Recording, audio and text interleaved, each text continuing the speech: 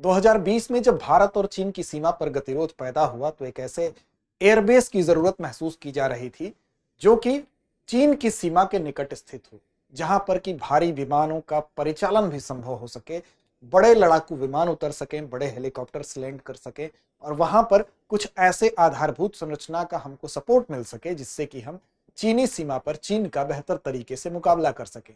उसी कमी को पूरा कर रहा है न्योमा एयरबेस, क्योंकि न्योमा एयरबेस जो है उसका सक्रिय परिचालन अब शुरू हो गया है, यानी कि वो अब ऑपरेशनलाइज्ड हो चुका है। और इसी बात को लेकर आज की हमारी चर्चा केंद्रित होगी। हम समझेंगे न्योमा एयरबेस हमारे लिए कैसे महत्वपूर्ण है और चीनी सीमा के बेहद करीब स्थित होने की वजह से इसका रणनीतिक इंपॉर्टेंस भारत के लिहाज से क्या है। तो नमस्कार, मेरा नाम है अमिताभ और आज के इस वीडियो में हम इसी विषय पर बात करेंगे।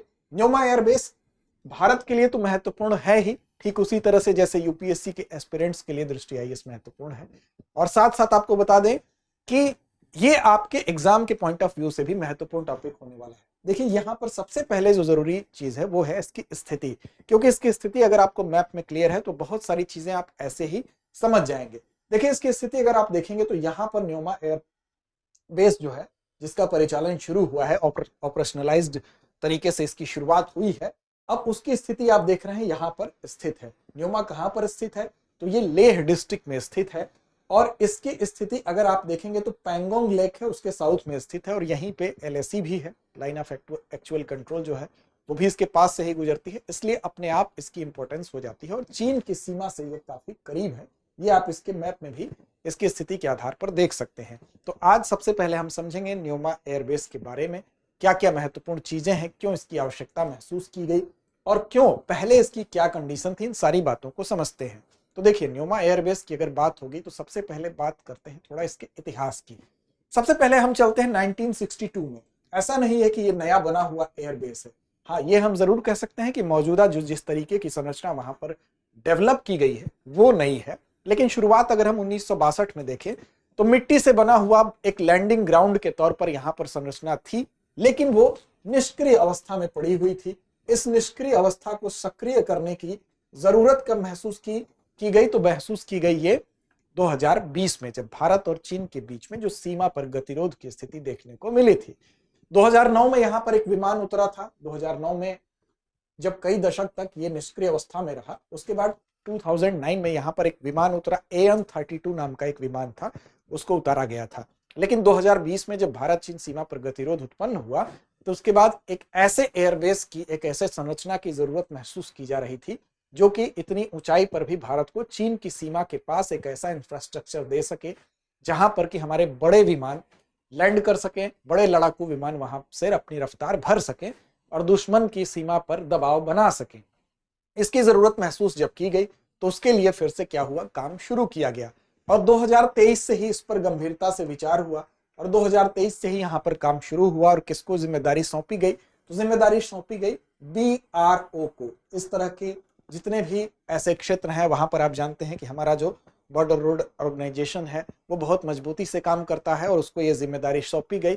और उसको किसके तहत? तो एक प्रोजेक्ट हिमांक नाम का प्रोजेक्ट था, उस प्रोजेक्ट हिमांक के तहत यहाँ पर जिम्मेदारी सौंपी गई। तो प्रोजेक्ट हिमांक का नाम भी आप याद रखेंगे, उसी के तौर पर यहां पर यह जिम्मेदारी BRO ने संभाली और एक पूर्ण विकसित एयरबेस के निर्माण का बेड़ा उसने अपने हाथ में लिया। और इसके अलावा इस बेड़े को न सिर्फ अपने हाथ में लिया, उसको सरकार का सपोर्ट मिलता है और लगभग 230 करोड़ रुपए यहां पर व्यय हुए।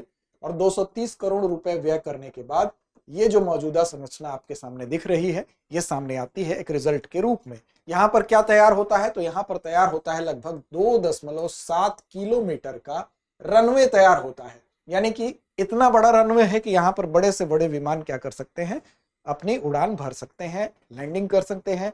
यहाँ पर क्या क्या बना दिया गया? तो देखिए, यहाँ पर जो एक हम कह सकते हैं कि अच्छे एयरबेस के लिए जरूरी आधारभूत संरचना होती है वो सब कुछ यहाँ पर बनाया गया। यानी कि सबसे बड़ी चीज अगर हम बात करें तो यहाँ पर एक तो कंट्रोल रूम एक बनाया गया, ATC बनाया गया, एयर ट्रैफिक कंट्रोल, यानी कि जो एक कंट्रोल रूम होता है जहां पर अत्याधुनिक सुविधाएं होंगी।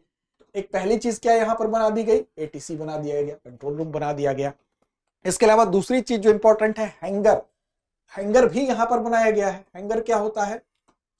तो हैंगर जहां पर जो विमान होते हैं उनको एक शेड के अंतर्गत रखा जाता है, उसको हैंगर कहते हैं। विमानों को रखने का एक हम कह सकते हैं कि बड़ा जो शेड है उसको कहते हैं हैंगर। तो वो भी यहाँ पर बनाया गया है जिसमें कि कई विमान रखे जा सकते हैं।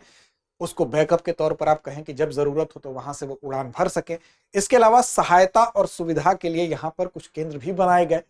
क्रैश बे बनाया गया। क्रैश बे क्या होता है, अब ये सवाल भी थोड़ा सा इंपॉर्टेंट टाइप का है। तो देखिए, क्रैश बे वो होता है कि जहां पर आपात लैंडिंग कराई जा सके, या कोई विमान दुर्घटनाग्रस्त हो रहा है तो उसको वहां पर लैंड करा के वहां पर उसकी मरम्मत की जा सके। तो क्रैश बे भी यहाँ पर बनाया गया है आपात लैंडिंग कराने के लिए। आवासीय परिसर का निर्माण भी यहाँ पर किया गया है, यानी कि यहाँ पर जो विपरीत परिस्थिति है उस परिस्थिति में भी कुछ लोग यहाँ पर उस आवासीय परिसर में क्या करेंगे, रह सके, ताकि कभी भी किसी भी मौसम में 24/7 यहाँ से ऑपरेशनल, किसी भी तरह का ऑपरेशनल हम कह सकते हैं कि एक्शन लिया जा सके।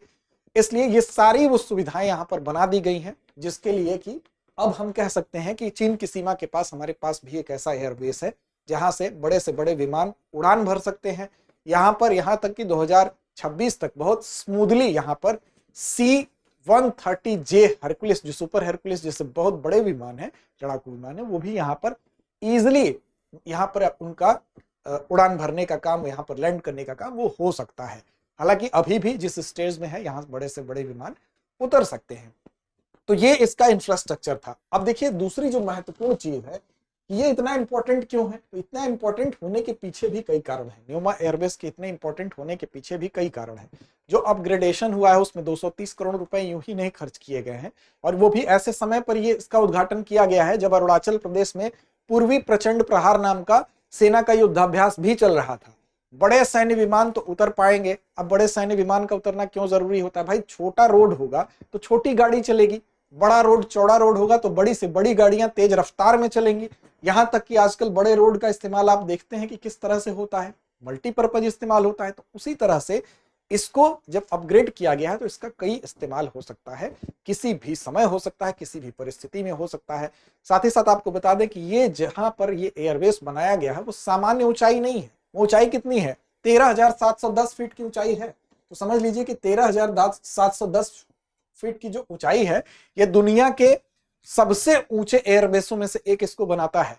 तो ऐसी दशा में जहां पर तापमान अगर देखें तो -30 डिग्री सेल्सियस तक चला जाता है, ऐसी विपरीत परिस्थितियों में भी अगर हम यहाँ पर ऑपरेशनल मोड में रह सकते हैं तो ये हमारे लिए एक बहुत इंपॉर्टेंट है।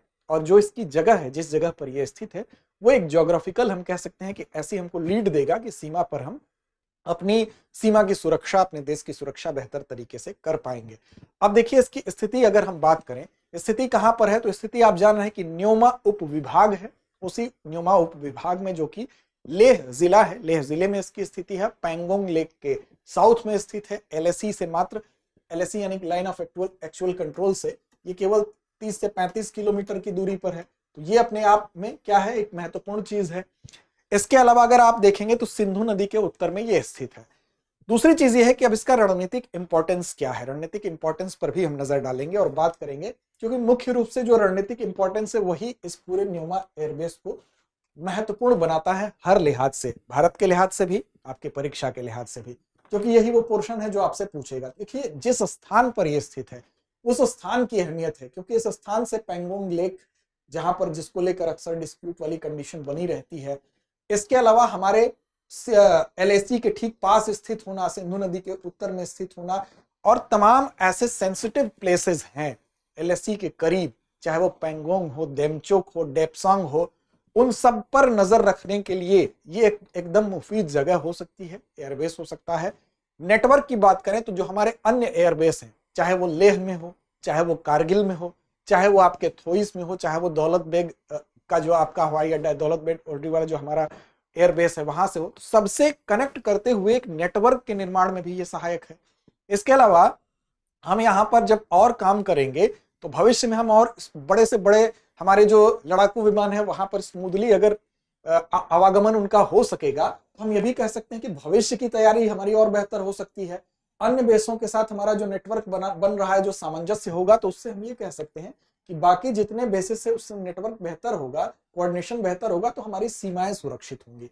इसलिए जिस जगह पर स्थित है वो जगह अपने आप में बहुत इंपॉर्टेंट है, इसलिए इसका रणनीतिक महत्व ज्यादा है। क्योंकि चीन से जब गतिरोध 2020 में हुआ तो हमें उस वक्त इस चीज की कमी खली थी। अब ये लग रहा है कि नहीं, वाकई हम यहां पर एक पहला कदम रखने में सक्षम तो हो गए हैं। क्योंकि चीन की तैयारी की अगर बात की जाएगी तो चीन ने ये काम बहुत पहले से शुरू कर दिया है। चीन ने अपने जितने इस तरह के एयर बेसेस सीमाओं के पास स्थित है उसका अपग्रेडेशन उसने पहले से ही करना शुरू कर दिया था। चाहे वो आपका होटन हो, चाहे वो काशगर हो, चाहे वो आपका गरगुंसा हो, इस तरह के जितने उसके एयर बेसेस हैं, होपिंग हो, इस सब जगह पर चीन ने क्या कर दिया था, अपग्रेडेशन पहले से ही शुरू कर दिया था।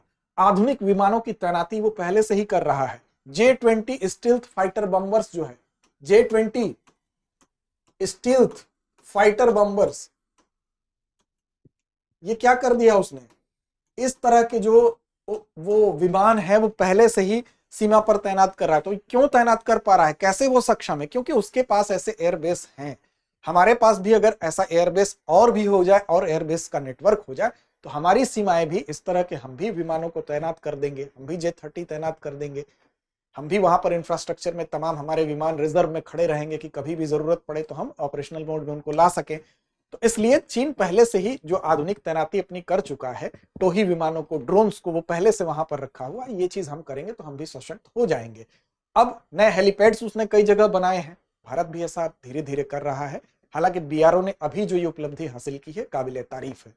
2020 में जब ये घटना हमारे साथ हुई, सीमा पर गतिरोध हुआ, उसके बाद हमें लगा कि फॉरवर्ड पोस्ट पर हमें और काम करने की जरूरत है।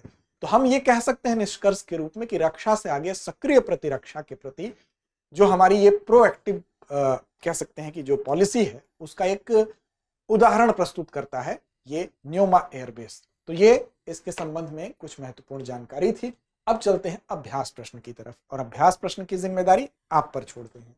क्या है प्रश्न? तो न्योमा एयरबेस लगभग कितनी ऊंचाई पर स्थित है? आसान सवाल है, जवाब अपेक्षित है आपसे। 9000 फीट, 10,500 फीट, 13,710 फीट या 15,200 फीट? तो इस प्रश्न का जवाब कमेंट बॉक्स में दीजिए। लड़ते रहिए, अपने लक्ष्य की ओर बढ़ते रहिए। अब एग्जाम की तैयारी को और बेहतर करने के लिए हमारे चैनल को लाइक, शेयर और सब्सक्राइब करना ना भूलें।